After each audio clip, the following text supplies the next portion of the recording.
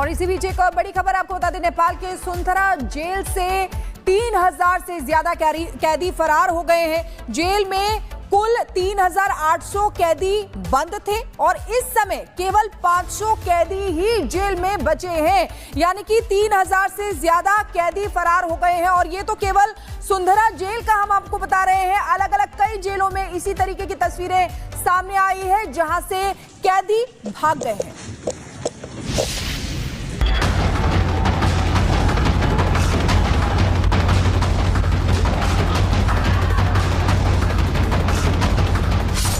Jail के ताले टूट गए, सारे कैदी छूट गए।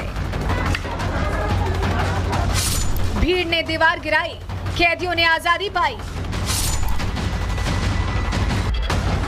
नेपाल इस वक्त विरोध की आग में धधक रहा है। चारों तरफ धुएं का गुबार है। युवाओं की क्रांति ने वहां सब कुछ तहस नहस कर दिया।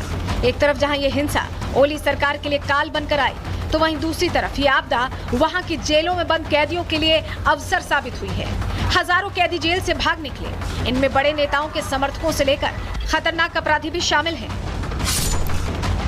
पोखरा की जेल पर भीड़ ने धावा बोला, पुलिस पीछे हटी और देखते ही देखते करीब 900 कैदी फरार हो गए। भारत नेपाल सीमा से सटे सोमेश्वर इलाके में भीड़ ने जेल ब्रेक कर कैदियों को रिहा करवा दिया। दावा है कि 500 से ज्यादा कैदी फरार हो गए। जलेश्वर जेल के ठीक बाहर मौजूद हूँ। ये नेपाल के महोत्तरी जिला में आता है जलेश्वर जेल। यही इसी जेल से कल 576 कैदी भागे थे। 576 कैदी, ये कारागार कार्यालय महोत्तरी जलेश्वर यही जेल है जहां पर कल चूंकि नेपाल में स्थिति ऐसी है कि अराजक स्थिति है और लगातार जो सरकारी कार्यालय हैं, सरकारी भवन हैं, उन्हें निशाना बनाया जा रहा है। तो ये महोत्तरी जिला अदालत भी यहाँ पर है और ये जेल जहाँ से कैदी भागे थे और बताया जा रहा है कि सिर्फ एक कैदी रह गया जिसे फिलहाल आगे प्रहरी कार्यालय में रखा गया है। आइए देखते हैं कहां से कितने कैदी फरार हुए। महोत्तरी जेल 572।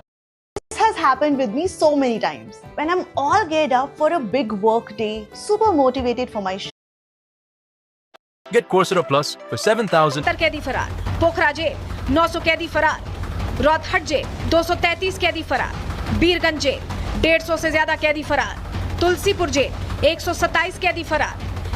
कैदी नेपाल से भागे हैं, लेकिन खतरा भारत पर मंडरा रहा है।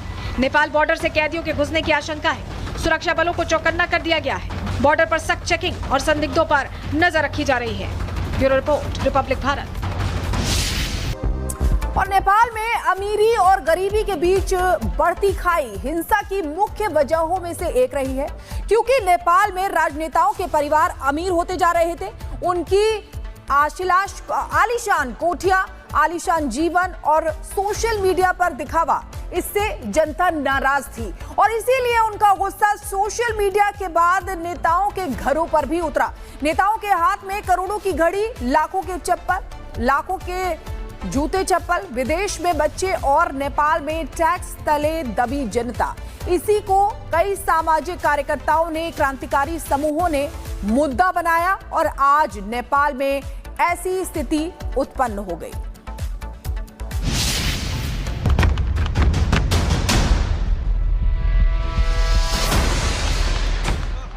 तो आपने खबर खूब देखी और सुनी कि नेपाल जल रहा है, नेपाल राख हो रहा है, नेपाल में अराजकता है, युवाओं का प्रदर्शन है, भ्रष्टाचार के खिलाफ प्रदर्शन है। ये सब कुछ सुनने के बाद आपके मन में सबसे पहले सवाल आता है कि क्यों भाई, ये क्या हो रहा है? क्या सोशल मीडिया बैन ही सिर्फ इसका कारण है या फिर इसके अंदर कोई और वजह है? क्यों नेपाल में युवा इतने हिंसक हो गए हैं? क्या ये सिर्फ बैन के घटनाक्रम के पास की कहानी है या फिर इस पूरी स्क्रिप्ट को पहले से ही लिखा जा रहा था? आप हमारे साथ बने रहिए, फिर हम आपको एक एक करके अंदर की पूरी कहानी समझाते हैं। ये आग आज नेपाल के संसद, पीएम के घर और बाकी सरकारी बिल्डिंग्स को जला रही है, लेकिन इसकी चिंगारी कई सालों से नेपाल में सोशल मीडिया के जरिए भड़क रही थी और लोग इस पूरे मामले को हवा दे रहे थे। अब आपको हम कुछ सोशल मीडिया वीडियोस दिखाते हैं जिससे आपको पता चलेगा कि नेपाल में भ्रष्टाचार फैला था और उसे सोशल मीडिया के जरिए लोगों तक पहुंचाया भी जा रहा था। ये वीडियो देखिए, इसमें आपको दिखेगा कि कैसे नेपाल के नेता और उनके बच्चे विलासिता वाला जीवन जी रहे थे, लेकिन जनता भूखों मर रही थी। नेताओं के हाथ में करोड़ों की घड़ी, लाखों के चप्पल, लाखों के जूते, विदेश में बच्चे और नेपाल में टैक्स देती जनता जो बेहाल थी। इसी को कई सामाजिक कार्यकर्ताओं ने, क्रांतिकारी समूहों ने मुद्दा बनाया। जैसे ये वीडियो देखिए, इसमें दिखाया गया है कि नेपाल में नेता और उनके बच्चों का जीवन स्तर कितना अच्छा है, लेकिन आम जनता करा रही है, रोड पर है, भूख से तिलमिला रही है, मूलभूत सुविधाओं से परे। आंकड़ों की माने तो महज 20% लोगों के पास नेपाल में 56% संपत्ति मौजूद है, जिसमें नेपाली राजनेता भी शामिल है। सोचिए, देश की आम जनता और रसूखदारों के बीच में इतना बड़ा गैप, इतनी बड़ी खाई जो पाटी नहीं जा सकती। नेपाल में बेरोजगारी दर लगातार बढ़ रही है।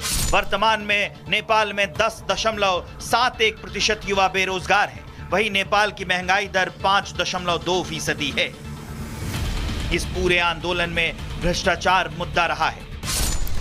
जैसे 2021 में गिरी बंधु भूमि स्वैप घोटाला हुआ, 54,600 करोड़ का घोटाला था। 2023 में ओरिएंट कॉर्पोरेटिव घोटाला हुआ, 13,600 करोड़ का घोटाला था। 2024 में कॉर्पोरेटिव घोटाला हुआ जो 69,600 करोड़ का घोटाला था। इधर घोटाले हो रहे थे, उनके खिलाफ सोशल मीडिया पर आवाज उठाई जा रही थी। वालेन शाह, जो अब इस आंदोलन का प्रमुख चेहरा भी बन गए हैं, वो भ्रष्टाचार और सरकार के खिलाफ रैप गा रहे थे और ऐसे कई कलाकारों की क्रिएटर्स भी उनमें से एक थे। युवाओं में बढ़ रही बेरोजगारी से युवा नाराज थे। उनके गुस्से को ऐसे कंटेंट से हवा मिल रही थी और आखिरकार ये बम फूट गया।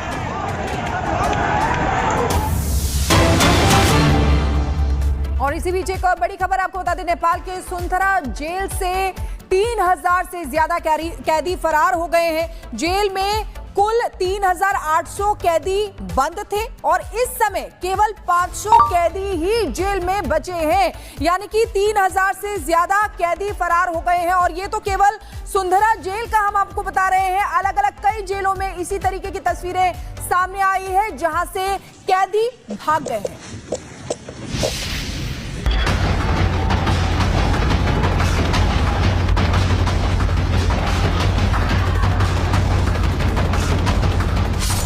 जेल के ताले टूट गए, सारे कैदी छूट गए।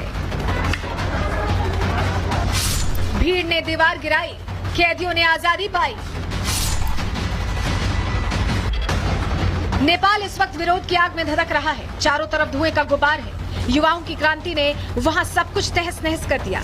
एक तरफ जहां ये हिंसा ओली सरकार के लिए काल बनकर आई, तो वहीं दूसरी तरफ ये आपदा वहां की जेलों में बंद कैदियों के लिए अवसर साबित हुई है।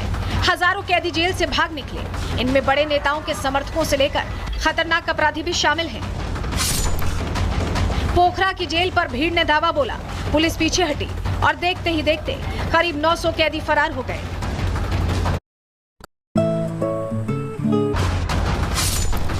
भारत नेपाल सीमा से सटे सोमेश्वर इलाके में भीड़ ने जेल ब्रेक कर कैदियों को रिहा करवा दिया। दावा है कि 500 से ज्यादा कैदी फरार हो गए।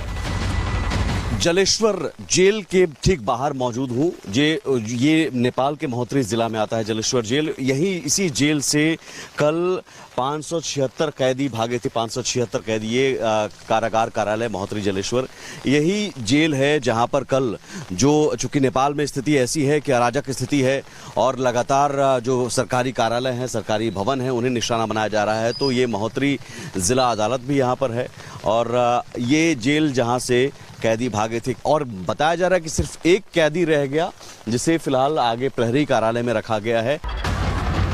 आइए देखते हैं कहां से कितने कैदी फरार हुए। महोत्तरी जेल 572 कैदी फरार, पोखरा जेल 900 कैदी फरार, रोहतहट जेल 233 कैदी फरार, बीरगंज जेल 150 से ज्यादा कैदी फरार, तुलसीपुर जेल 127 कैदी फरार। कैदी नेपाल से भागे हैं, लेकिन खतरा भारत पर मंडरा रहा है।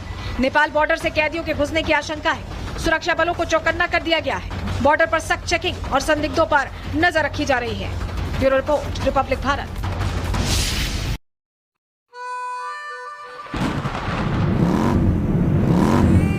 जेल से 3000 से ज्यादा कैदी फरार हो गए।